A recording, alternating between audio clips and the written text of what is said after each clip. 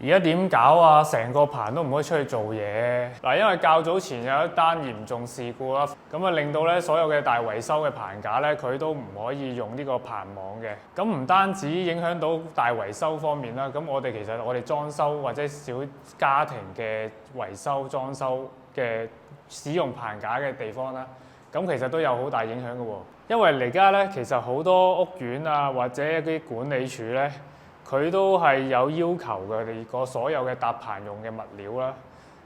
係啦，即係嘅帆布啊、棚網啦。咁其實咧唔單止咧，淨係話要有呢個屋宇署嘅規格啦。咁有啲屋苑咧，直情話你個屋宇署規格都未必可行嘅，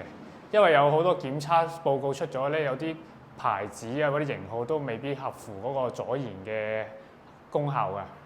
所以咧，好多屋苑咧，佢係要你買咗啲帆布或者啲棚網翻嚟去俾佢哋檢測咗，先至可以再俾你去掛安裝上嗰個棚架使用嘅。